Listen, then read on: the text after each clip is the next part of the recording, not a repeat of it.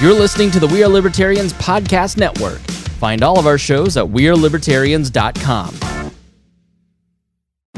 Are you a diehard comic book collector?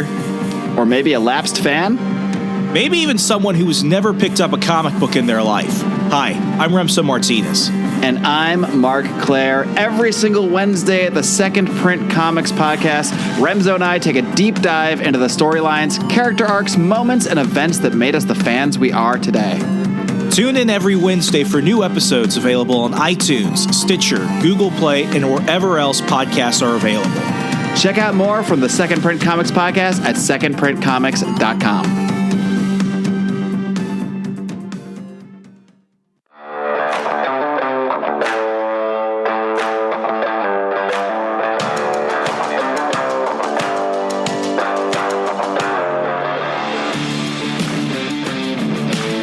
Prepare yourself. You're on the run with Remso W. Martinez. Well, hello, Sophie. Hey, Remso, how are you doing? I am doing well. It has been a minute since the last time we spoke. For starters, I think this is funny because this is a true networking story, how networking turns into friendship. You and I were both interning in D.C. in 2015, and people don't know this, but half the time more than half the time that interns go to like think tank events to listen to seminars about like Indian trade policy, it's not because they actually think that that's just the most fun thing around.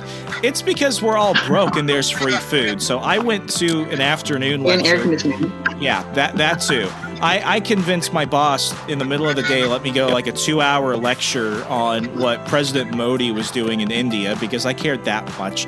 But it was really because the Heritage Foundation puts out an awesome spread like after every seminar. So I'm sitting there and next thing you know, it fills with a bunch of people our age and you sit next to me and the first thing you did, do you remember what you did? You complimented my tie, which nobody did. It was the ugliest orange tie. And I was like, thank you. Somebody's actually being nice today. And that's how it blossomed for 6+ years. It has been like that since. So I gotta say, the terrible thing about Instagram, about social media as a whole is it makes you think you're catching up with people, even though you're not always often saying, hey, how you doing? I feel bad for not having caught up more often the last couple of years, but you have been on an amazing journey.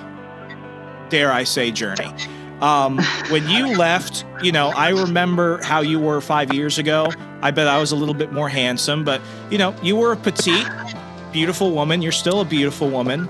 But like what you've done in 5 years of your bodybuilding journey, especially coming from a stroke, which we'll talk about in a second, that is like balls to the walls, fast and furious stuff. So let's start from the beginning.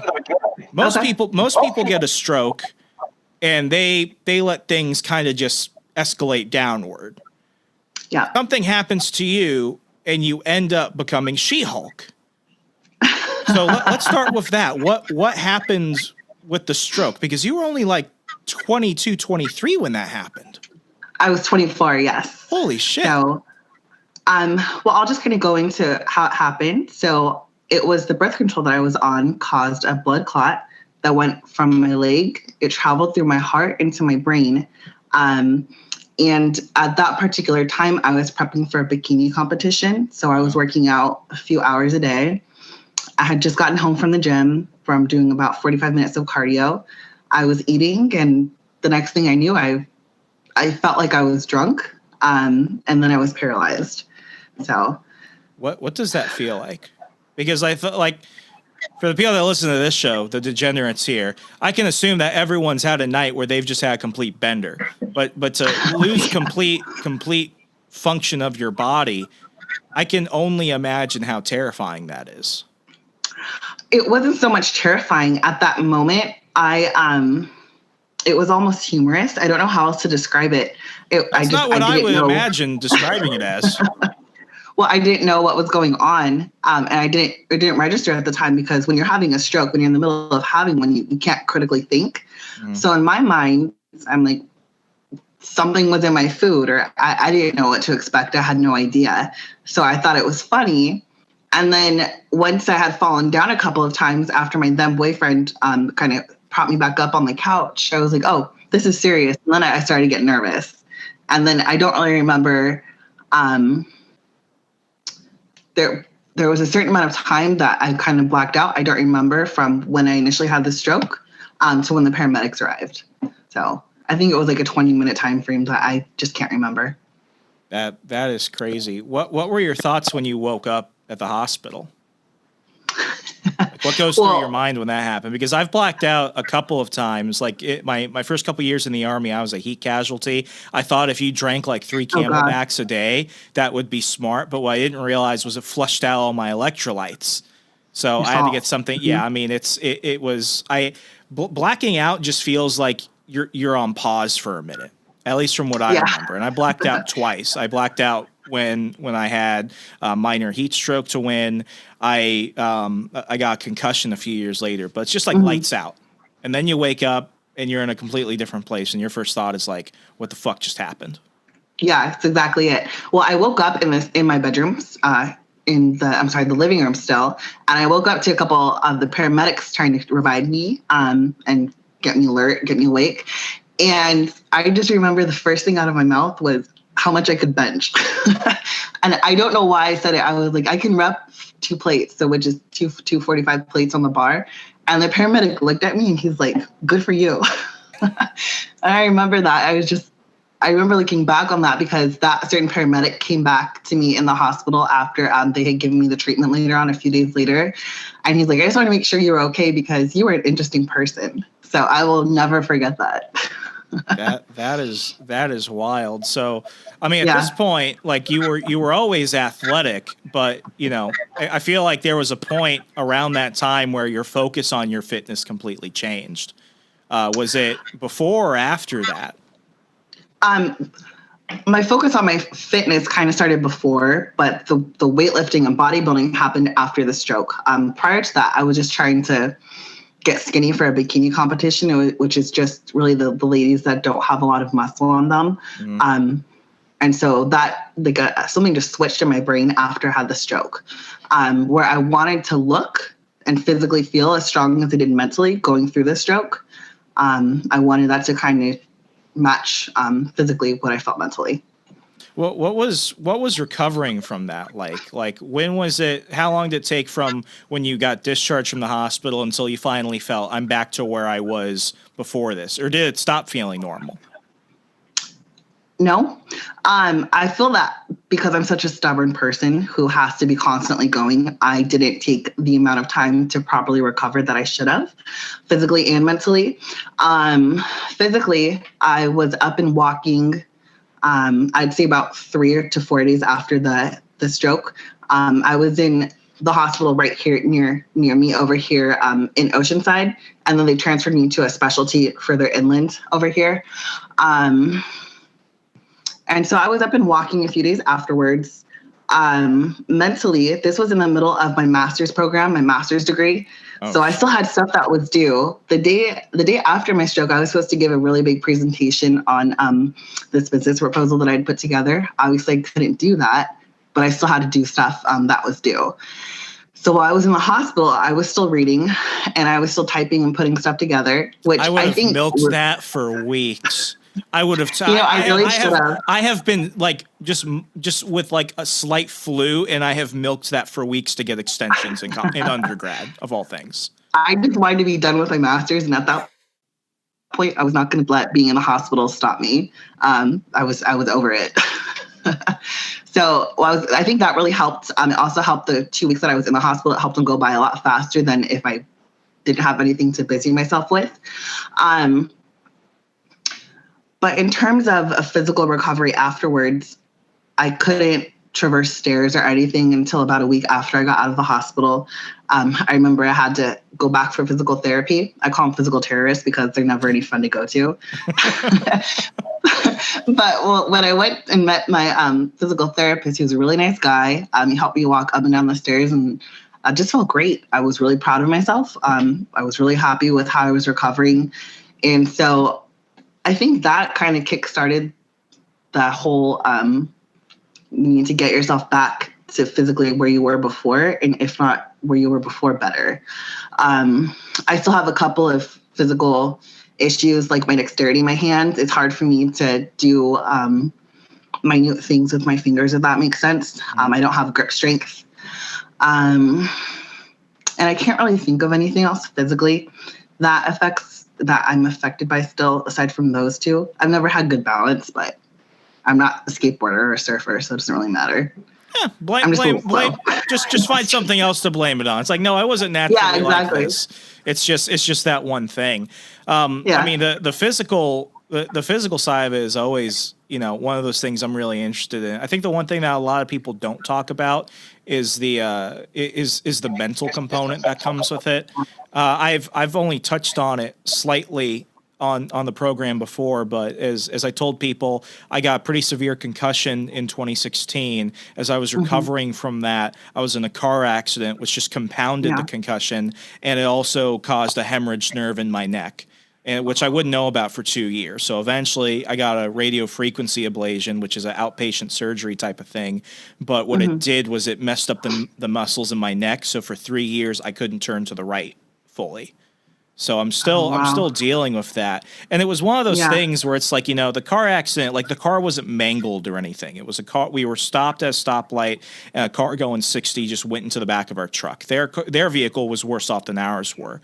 But it was one of those things where it's like, you tell people you're in pain, and it's like if it's been like, a few months or even a few years and you tell them you're still in pain, if it's not like you're in a wheelchair or you lost a leg or something, they just think, oh, you're using it as an excuse. Oh, it's not physical. How could you feel like that? And I mean, it begins to drain on you because it adversely affected my life with that. And it led to a pretty severe depression. What was it like dealing with that? Because what happened to you could have potentially killed you. That is something that actually happens to some women on different types of birth control. It's rare, but it happens. It still happens. Yeah. Touching on the depression part, this is honestly the first time I've ever really spoken about this, aside from with close friends and family and kind of private conversations.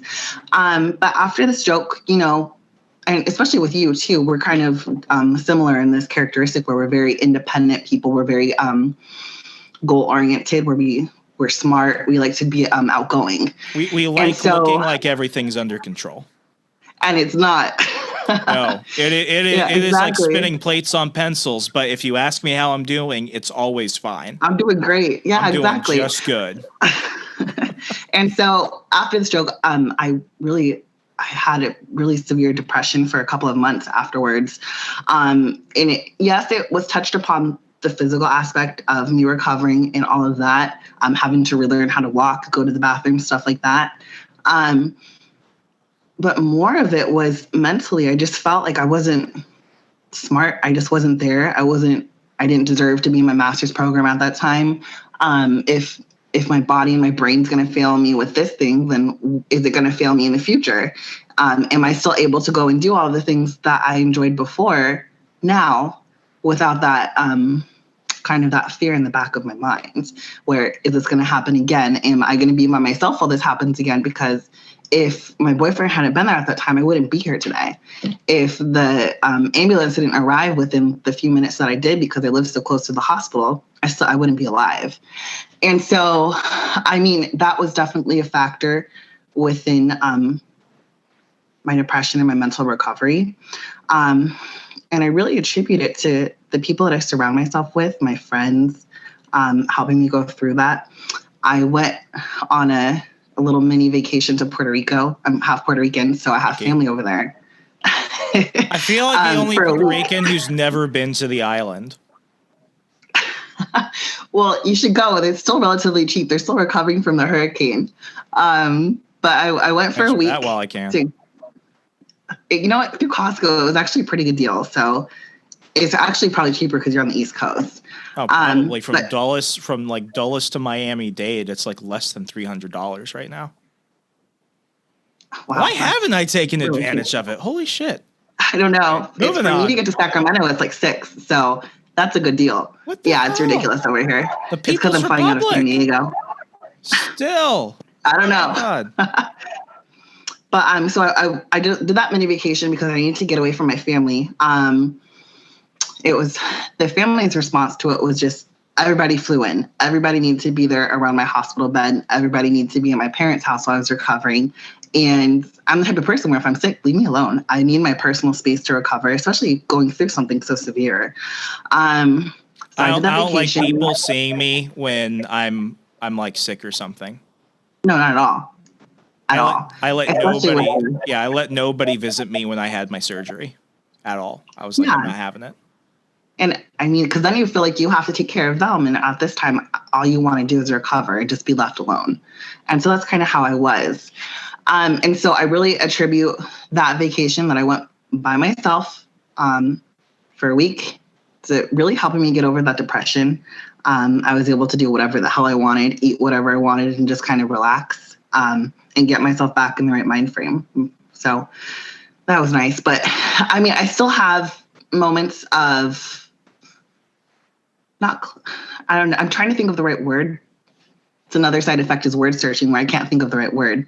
I also suck at math, but I was never a mathematician.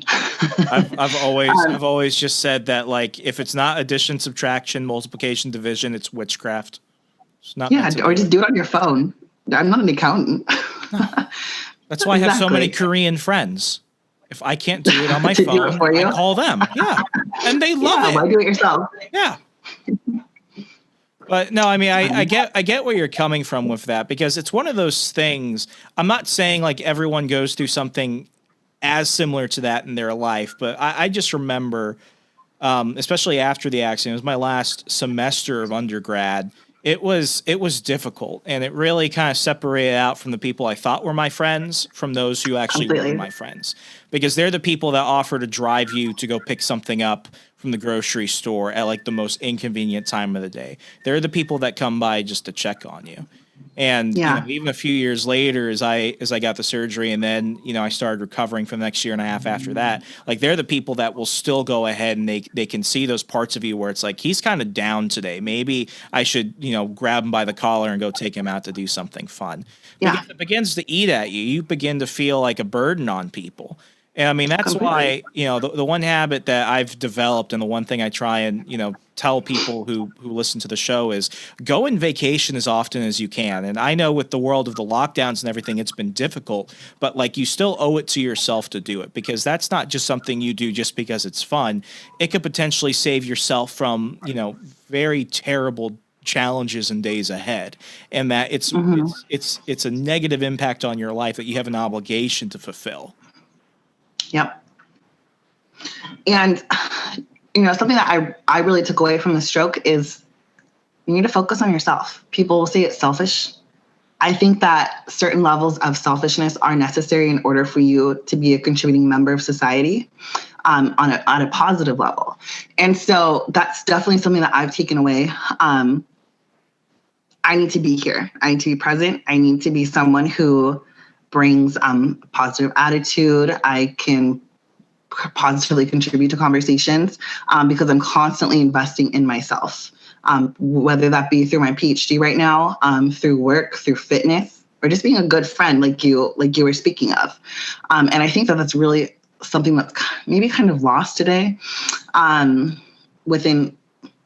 kind of went through the same thing with my friends and even family members when I was recovering, kind of like what you did. And my relationship at that time was really tested, and we aren't together anymore for that reason. But it really is those hard times, those challenges that really show who's there for you in your life. So, yeah, absolutely. I want to know your thoughts on this. And I think the last year and a half has really shown this as, everything around us is shut down. I'm in Virginia, and I bitch about the movie theaters being open only 4 days a week. But like I haven't been to the movies in a year. Yeah, you're like in Gestapo land with hair gel Hitler. I'm in communist California. Oh, God. Are you in ISIS district? Like, are you at least in a red district at minimum? No, I'm in northern San Diego. So San Diego, well, it's kind of hard to leave. It's so expensive to live here. It's even more expensive to move. So I'm stuck. But San Diego has had some of the harshest shutdowns, along with LA County and I believe San Francisco, and the Bay Area, which is understandable because they're the more blue districts in California. The movie theaters haven't been open really since this started. This time last year, they've been shutting down the gyms. The gyms actually have been going back and forth. I belong to a private gym where it's this owner who he really didn't shut down. So that's been great. He's been in the news. He was arrested. That's a whole nother story that we could go into, kind of like what's happening in Belmar. Yeah. So it's really, you see people driving around with their masks on here. People are walking at the beach with their masks on, walking on the sidewalk. I got yelled at. I got yelled at recently hiking. I live for not having a mask on. Yeah, I was free. I was on like a Civil War battlefield that's in my neighborhood, and I'm like in the middle of nowhere, and suddenly some like 60-year-old Karen is like, "Do you have your mask with you?" And I'm like, "Lady, you're like 50 meters away from me." Yeah, and why are you out if you're afraid of other people? I don't understand that. And that is what I want to get at. I feel like most people don't have hobbies. I genuinely do. A survey went out like in 2019 asking most Americans between 18 to 40, what is your number one hobby? And they said Netflix. How is Netflix a hobby? I don't know. That's nothing. That's like saying breathing's a hobby. It's like you just sit down and you watch something. That's like...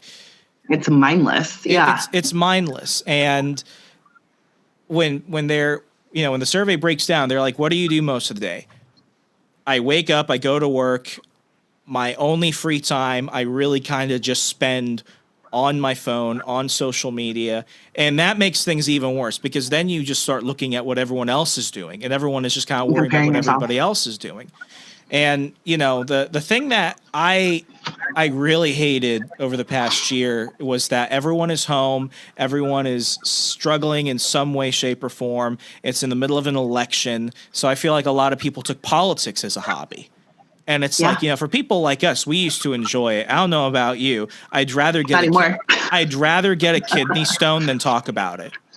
Me too, and I've had several kidney stones. Yeah, like that. That feeling doesn't go away. So when I say it, I mean it. But it's like I would rather do that. So then what they're doing is they're isolated, they're bored, they don't really know what they want to do for fun because they're focusing on what everyone else is doing for fun. Yeah, and then they take these poisonous things, and that's all they focus on. And it's like what bugs me is, I have another show. It's a comic books podcast. I will post stuff on social media, and I get it from a lot of right-wing, what I call Trump boomers. Love them to death, but like you bug the shit out of me, and they're like, the country's going to hell, and you're talking about a movie, or you're talking about fake shit. This is why our country's going to hell. And I'm like, no. It's going to hell because you destroyed the stock market, sent us to 2 wars that we never got out of. You kept demanding a stimulus check, and you just bitch online all day. And it's like, dude, go start a stamp collection. Go on a walk. Do anything. No, and I agree. It's just a lack of busying yourself in constructive hobbies, as a loose term, hobbies. Being here in Southern California, as I don't want to label myself as a conservative, I'm a party of Sophie, which is... there you go. All you got to care about. Yeah, exactly. I don't know. I'm someone who just give me what is rational, reasonable on an economically sound platform, and I'll go for it, which... That's not politics nowadays.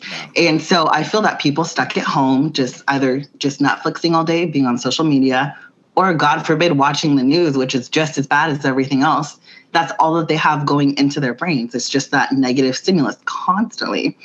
And so I touching back on mental health, I think that's gotten a lot of people kind of in a, I don't want to say depressed state, but it's kind of gotten everybody in a more negative emotional standpoint. They're much more manic, and they're much more reactive to things. Exactly. Like the littlest thing will set people off.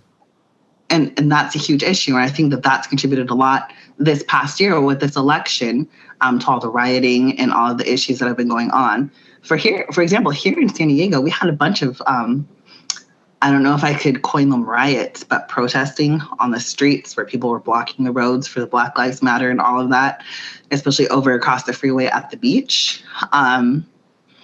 You think they would have done that though if they could have just gone to work, or if like the theaters or the schools or the gyms were open?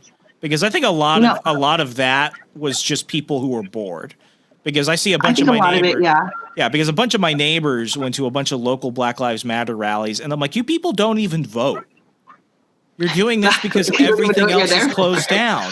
Like, you got tired of Tiger King in March, and by like July, everything else is shut down, and you're just doing this because you want to see people. I think a lot of that. Yeah. And wanting to feel connected to other people because they've been self-quarantined or isolated in their homes or in their apartments for however many months that they decided to do that. And I think a lot of it's just, I want to be a part of a movement. I want to feel connected to other people, and I don't want to feel so alone, I guess you could say. Yeah. And the one thing I will say, and I'm not the pillar of health, but I see this online. I'd like to get more of your thoughts on this.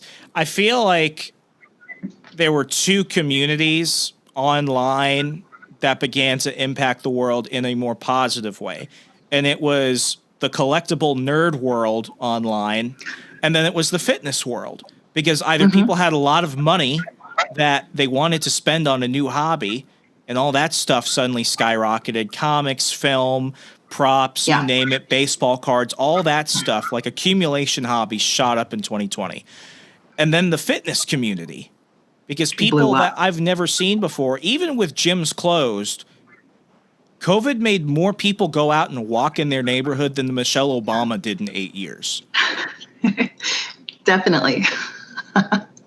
And that contributed to a bunch of price gouging on fitness equipment, which is ridiculous. Dumbbells. We tried to buy a dumbbell, like a 15-pound dumbbell. Yeah, it was ridiculous.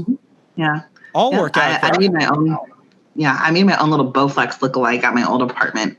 There's no room for it where I live now. I gave it to my dad, but a Bowflex was going for almost $1,000 here, which is insane when they're like the cheapy Bowflex, which are usually like $200. Which I'm happy that people found fitness or got further into like their nerd hobbies, as you called it. That's great. You know, have something constructive and something that you enjoy.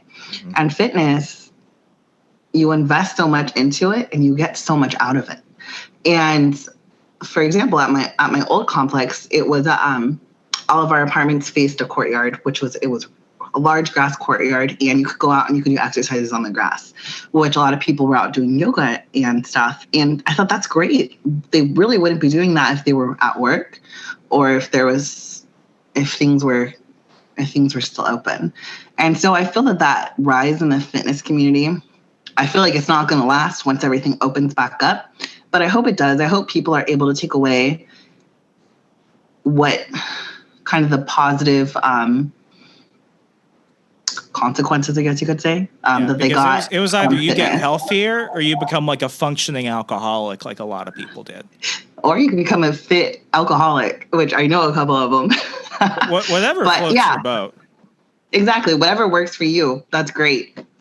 So I do have an actual question about, you know, how you were able to go, because I remember like 2015, you know, DC Sophie, you were athletic, you were petite, and now you have like toned 70 pounds less. Yeah, I mean, it's incredible. You're muscular, you're toned. You've had a complete body transformation. And I know from people I know who are precision athletes, it takes a lot to go from somebody that's just cutting and trying to stay lean, such as you were at the time. It's not the same thing that you're going to do when you're trying to bulk and actually develop muscle. It's like you have to completely different. Yeah, because all the things that you were doing that were right, well, now when you change the goal, they are the wrong things. So what was kind of that transition like? You know, I know that you mentioned earlier that you just wanted to be somebody that was a little bit formidable and, you know, more self-reliant in terms of your physique. But how did that transfer come about? Well, the DC Sophie, for example, was very skinny. I'd always been kind of a lean individual throughout my entire life, just from running and playing basketball and doing track when I was younger. And I was also heavily influenced from the fitness industry, which really only advertises to females as how to be slim, toned, and lean. And where if you lift weights, you're going to immediately become a man, become muscular.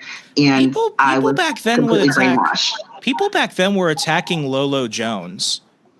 Yeah. I remember that. And that was just one of those weirdest things. It's like, she's an actual athlete. Professional, yeah. Yeah, and And Serena Williams, too. It's like they know what they're doing, and it's just one of those things because it's like, as men, I feel like it's a little bit different, but with women, it gets way more complicated because even we notice it. It's like, here's what the athlete looks like, but then here's what the female athletes are. And then when a female athlete, like, Gina Carano, for example, they come out, it's like people try and criticize like the strangest thing. So then it's like, wait a second, you want them to be athlete, you want to celebrate femininity and everything, but you go out and attack the women that actually have biceps and the women that actually have toned legs and everything else and don't look like the Under Armour models.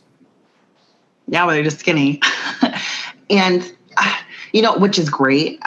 You can look however you want. I don't body shame anybody. On that note, though, I think that, what are they calling it? The body acceptance movement where obesity is okay. That's a completely different topic that's one of those you can be things. happy with yourself. Yeah, you can be happy with yourself and be obese, but that doesn't necessarily equate to healthy. Which I think is another, I'm going to say lie that the media is kind of pushing upon people. It's okay to be overweight if you're happy with yourself. It's okay to be underweight if you're happy with yourself, but is it healthy for you? Is it mentally and physically healthy for you? Probably not. Are you being honest with yourself if you're really happy with yourself at those two extremes? Probably not. For me, and I can say this as somebody that is currently a self-identified fat person, when I was in that accident and everything, my routines and everything went downhill. I don't want to say the number because I'll just go into a panic attack with that. But like, even I still trying to get in shape now, especially after, almost half a year of physical therapy and everything. I just started getting back to what I consider in shape. And in shape means I get to keep the current clothes and I don't have to size up. And that was something that was hard for me because, joining the military after high school, I was the bigger guy. I had to lose a ton of weight. I had to tone up. I was doing freaking P90X in my dorm. I had a solid 6-meal regiment. Like, to go from you have to be someone who's capable of being a killer to somebody who gets winded going down the street to get the mail is a giant mind fuck. I can imagine. Yeah. Yeah. And those mind fucks are going to be different for everybody. For someone like me who fitness has just become part of my lifestyle, but I still compete in competitions, going from what I consider a healthy body weight right now, where I actually have body fat on my arms, to an extreme level of leanness where I'm maybe 10% body fat at most. And then going back and forth from this is a mind fuck too. But also coming back from the injuries, such as something that you went through, something that I went through. I don't think that the average person can do that. I honestly don't think that the average person can do that. You are, and I genuinely mean this. You are one of the most mentally strong people I've ever met. Because we both got injured around the same time. What happened to you was more so severe than what happened to me. You could have potentially died, but there is a difference between us. And I think everyone goes at their own pace, goes on their own journey, but you did it and you're still going through it and you're succeeding. Like that is the remarkable thing. And that is what a lot of people don't think they're capable of, but you've done it. Thank you for that. First off, that really means a lot. But I'm trying to think of how to word this. When we met back in DC, I was instantly drawn to you. I love how you carry yourself. It was the ugly tie. It was the ugly tie. That was it. But you're an intelligent person. And I really want to, tell you, you're somebody that I highly respect. I'm glad that we've been able to keep in touch for the past, 6 years that it's been. You're somebody that I highly respect. And I'm very appreciative of that. Of you, and being able to kind of sit down and talk to you and and reminisce over the past couple of years what has happened to us. But going back to that mental strength, that's not something that can be taught. That's not something that I really feel can be learned. It's just something as who that person is at their very core. And maybe I'm wrong in something that can't be taught and learned. Maybe it has to do with our childhoods, our nurturing nature versus nurture, for example. But I feel that if somebody goes through such a life-changing event, such as a car accident or a stroke or whatever it may be, if you really have that will and perseverance to succeed and go on in life, you will find it. You can make that internal switch. And I wish people, or I hope that people can find that within themselves without having to undergo those life-changing events. Yeah, I don't wish anything of what we've experienced on anybody. And I wish that more people live their life as though that day could be their last. I don't know how else to say it. Yeah. And I mean, for a lot of people I know, like, for example, I've got a good childhood friend that lives literally up the road from me. He's an extremely toned and lean individual. He's a professional lacrosse player. He was a D1 athlete, went to University of Arizona to play on their lacrosse team, full scholarship, because apparently states outside of Virginia still like lacrosse. I've never understood the fascination, but good for them. And he went crazy when the gym closed down. And I was one of those people too. Yeah, like I didn't get it at first. I'm like, well, you can just figure stuff out. But when you get into your routines, when you're getting to feel that endorphin rush and everything, and when you're seeing the results on a more regular basis, to go from your body being in that constant state of stress to it halts, like I began to see it. Like my brother is an extremely muscular person. He was like me growing up, kind of husky. I went through my phase. He went through his phase. I wouldn't want to arm wrestle him right now. He can't. My younger brother, I will admit it, does bench more than me by a lot. I'll say it. I'm proud of him. But the first thing he did, and I still laugh at it, we created what we called a prison gym in our garage, kind of like what you did with the Bowflex. we got an old mountain bike I had. We rigged it up to turn it into a stationary bike, and then we would literally lift with buckets of cat litter. And that's what we did. Whatever works. Yeah. But I suddenly, it was one of those moments where it's like, you know what, seeing how it's affecting him and how it's affecting the other person. That's why it annoys the shit out of me that across the country, gyms were not seen as essential businesses. However, liquor stores, and over here in California, weed stores were still open. Cannabis shops were still open.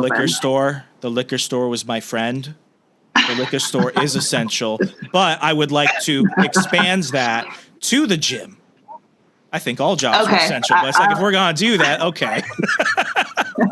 But what kills me is I can still go to Costco along with however many, 100 people that are still that are allowed in the store. And I can go and touch everything at Costco that everybody else is touching, potentially food items, and take them home with me. But you can't go to the gym legally, which kills me.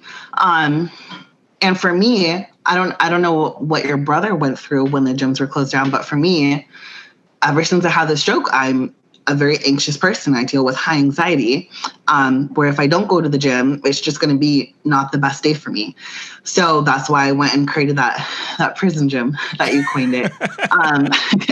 But I know people at my gym where they turned to bodybuilding and the gym after attempted suicides. And so I'm so lucky to be a member of my gym over here, one of the Metroflex locations, where the owner recognized that and said, no, I'm staying open. I will be arrested and I will go spend the night in jail in order for you to be able to come here and have kind of that mental safe space, that I guess you can call it, in order to go and train and lift. And so what I think needs to happen, at least here in California, I don't know how open it is over where you are, is more people need to stand up for their businesses, for their small businesses. I can name 5 offhand small businesses here that had to close down because they just couldn't make it through over here, just within 10 minutes of me, and I love these small businesses. They're really good restaurants and other places. And I don't see how this is something that we can continue doing. Like there was this big stigma that every restaurant, every bar is capable of doing, curbside pickup, especially if you're like in the mall. That's difficult. Like it's expensive. It's more time consuming. Not everyone can do delivery and stuff like that. So the restaurants here, like where I live in Nova, it was pretty much self-contained, but I actually did a solo road trip around the Commonwealth. Like I went to every town in Virginia, and like the rest of the state is just screwed. Like it's something out like Fallout, like Doomsday, Hunger Games. It's bad. And there were a few restaurant owners I know in Fredericksburg that were, breaking the capacity limits. And they just said, if people want to come here, we're not going to say no. Unless the cops show up, we're going to keep doing it. But like it's your personal choice. But like that's the one thing where it's like, with Costco and Walmart and Target, and I went to BJ's the other day, and I was like the only person there, and for a year it smelled like Purell. I don't understand why gyms got stuck with the stigma of you're more likely to get there. And even movie theaters. I'm a big movie theater buff because, the movie theaters, they're doing spacing, they're doing limited showings, they only sell so many tickets, they're buffering seats, and they're sanitizing like crazy. With gyms, like even in like the most hood parts of America I've lived, the gyms are clean because people want a clean gym. You're constantly wiping down your equipment. You're taking a shower, hopefully, washing your hands. And even now, like my biggest worry, I go to a Lifetime Fitness. Their biggest problem is that people aren't coming back. So even though they're open and they're doing all the right measures, people have this thing in their mind that the gym is where I'm most likely to catch it. And it's like, that makes no sense. That, at least in my view, that's not consistent with reality. Not at all. And at least to my knowledge, and I may be wrong, so you can fact check if you want, or encourage it, but there hasn't been any contracted cases of COVID at a gym to this point. I haven't heard of that. No, me either. And it's just that fear mongering that is keeping people from doing what they love. Or I know some diehard gym fans like me and all the people that I go to the gym with over here, they're going to be at the gym no matter what. We're going to sneak in the back door if we have to.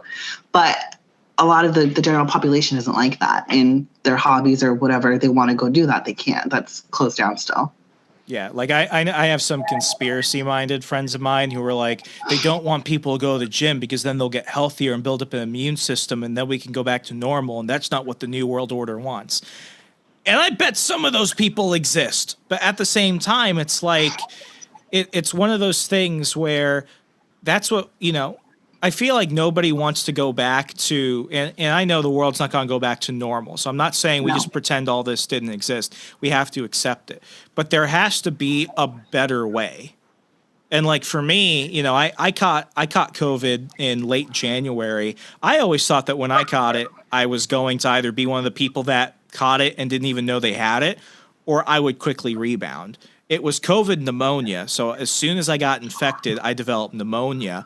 And it took about a full month to recover. And now I'm at the point where I'm finally starting to, I'm going, I'm walking more. I started doing some lifting, and it makes me feel better. It sucks because now my lungs hurt a little bit, but it was like, that's one of those things we should start developing because I'm a strong advocate in herd immunity. But also I understand this. If you're a smoker and you've been smoking, you're more likely to get it. If you're obese and you don't go out in the sun much, that vitamin D is super important. You're probably going to catch it. If you're not around enough people, that means that even when you do catch a minor flu strain, it's going to be worse for you. Yeah. And it was like, when I was on COVID, I was like on a over-the-counter cocktail. I was on the antibiotics for the pneumonia, but I was taking magnesium and I was taking vitamin D. And I looked into it. I'm like, wait a second. Vitamin D is what you get from going outside. Magnesium just comes from a healthy diet.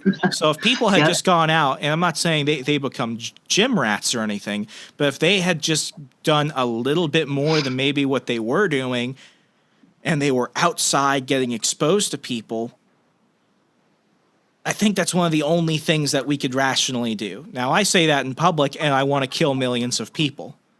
But it's like, what is the option? The kids aren't happy. Stay at home. Yeah, I mean, the kids aren't happy. Grandma's not happy. Nobody's happy. Yeah.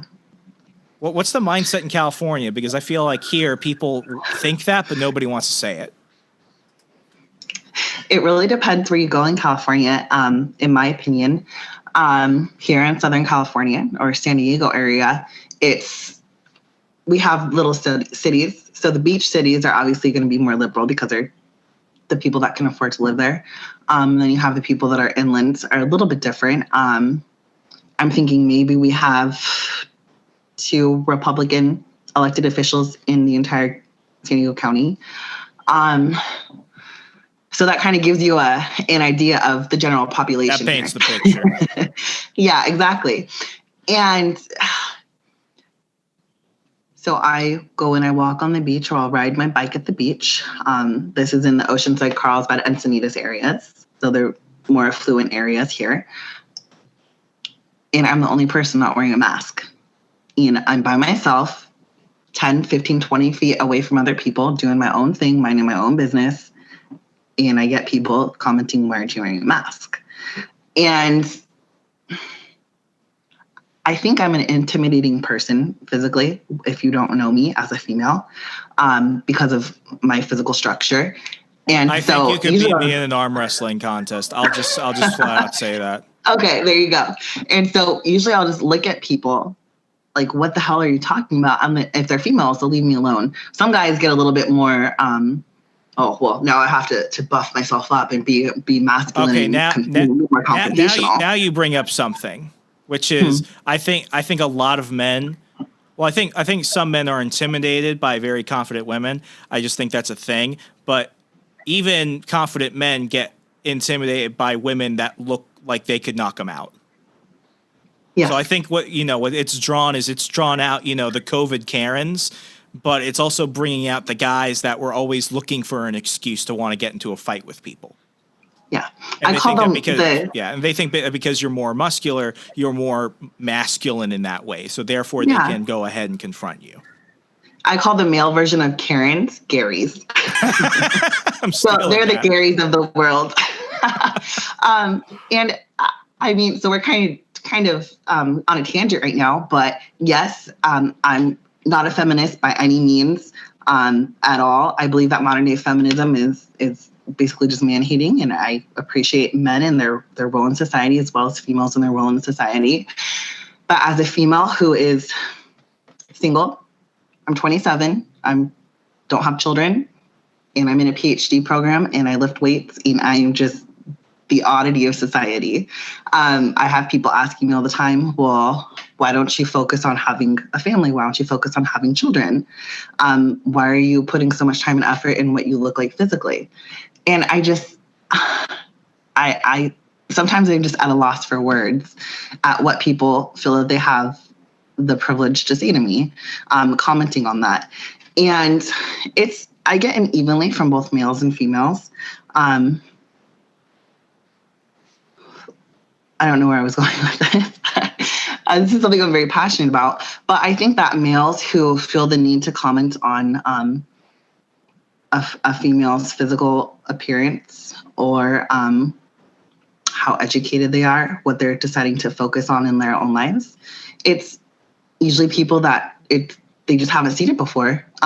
Wow, I'm surprised that you go to the gym and you can lift 400 pounds. I'm surprised that you're in a PhD program and you're focusing on that instead of trying to date somebody with money or something like that. And I think it's just those oddities in society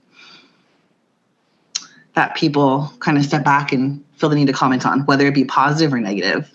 Okay, so now I mean this leads to a great example, and you posted on this recently.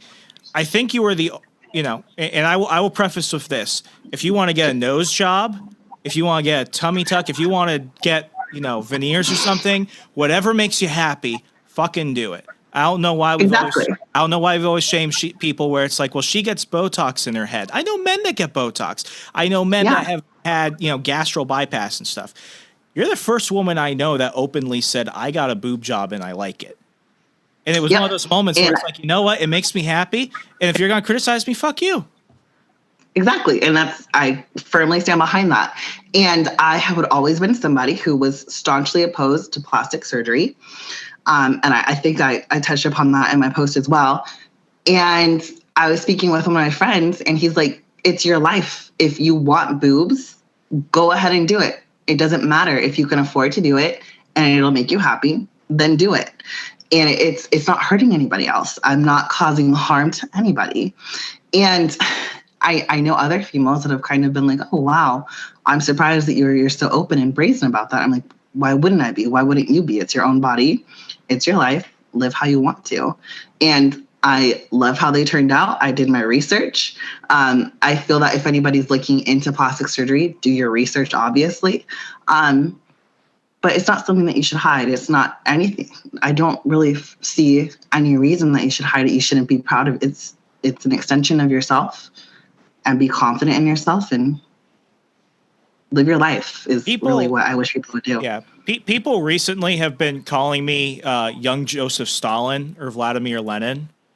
And it's like, listen, I'll admit it. It's because I have a rounder face. And if I grow a mustache goatee thing, I don't know if I'm going to keep it, but I'm just trying it out. I'm out of the Army. It was good. I like it. Thank you. I think beards and mustaches are like push-up bras for men. You might as well work it, and it's free. It grows on my face. Some could say it's grown on me. I've come to like it now. But it's like, for men, one of the biggest surgeries that no one talks about for men in the Army is lipo.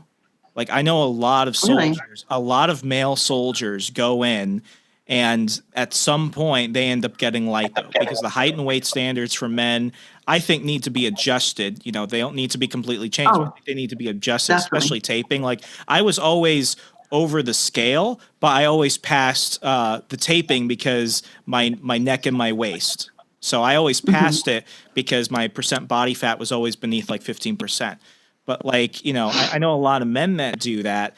And if people find out, they're always like, oh, well, he got that because he was fat. And it's like, is that an insult? He got that because that may have been one of the only ways for him physically and mentally to finally start getting back in the gym. Now, am I saying that's a solution? Yeah, give him that jump start. Yeah, am I saying that's a solution for everybody? No. But for some people, it's been the difference between them doing it and them never doing it. And if you're willing to take that chance, it comes with some side effects. It comes with some stuff that you're going to have to deal with down the road. But, as long as you're healthy and you make the changes to sustain that, you won't ever have to go back again. And if your life is improved, just own it. And I mean, this is 2021 now. And when it comes to cosmetic surgeries, it's not like everyone is walking out looking like a porn star with like a 19-incher looking like they're freaking Joan Rivers. Like, it's just not the case. Most people are going in because they really have a need to want to adjust something to improve their lives. Yeah. And It's a self-confidence booster. I know for me, as a more muscular female, I feel more feminine now. I don't know how else to word it for people, but I feel more feminine. I feel more confident in myself. And there's nothing wrong with that, whether you're male or female, whatever you decide to do. If it's something that's truly for you and not for other people and how other people perceive you, then yes, go ahead and do it. You know what other surgery I realized a lot of men get but never tell? Ass implants. I've never heard of that. That's a thing. I know people who have gotten that. The first time I was like, that's a thing. The second time I was like, well, I've met another person. I've met at least 6 people I know who have done that. I know ab implants, ab and pectoral implants for males. Those are huge. How do you fucking do that? And how do you maintain that? Because if you're not keeping up a physique to put it up, it's going to look freaking weird. Yeah, you just have a belly with abs. It looks weird, but to each their own. I'm not one to judge. But it's just an expensive procedure not to maintain yourself for. But is it? Oh wow. Is it like they're not like installing muscle? Is it like a silicone implant or something? Well, I mean, there's different types of implants. There's silicone and there's saline. And I think for the males, they do the silicone because they're more natural and fuller, I guess you could say. They just look better. I'm going to go on like a YouTube rabbit hole tonight. There's a huge rabbit hole for implants and everything. I got lost in it. So have fun with that. Oh my God. So I'm gonna link to your Instagram. I know that you're an influencer for a couple different brands. You really try and be a proponent for people to get healthier and everything. What are some of your goals for this year? what are some of the things that you're looking forward to?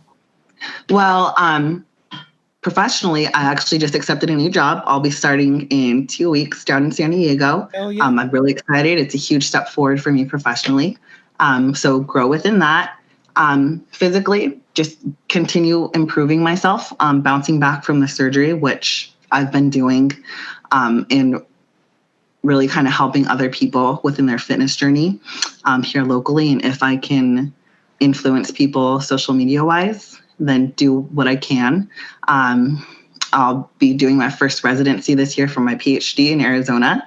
So I'm really excited for that. And just finish out the year strong, be the best person that I can be to myself, my community, and everybody else that I interact with. So those are a few of my goals. Just keep kicking ass. Yeah. trying to. Awesome stuff. Well, Sophie, I've had such a great time, not only asking you a million questions, but just getting to catch up really anytime. Yeah. All Same right, here, folks. I appreciate that. Thank you so much for giving me this opportunity to talk. Oh, not a problem. Folks, if you enjoyed this costs you nothing, but it means everything to me. A 5-star rating on Apple Podcasts. Let's conversations like this hit more people, have an impact, and if we're growing and if we're having more fun in our life and if we're actually becoming better people inch by inch, I think that's a great impact on the world. So please, Apple Podcasts, Stitcher, Google Play, you know how Al Gore's internet works. As always, be good, be safe, and I'll talk to you later. Good night.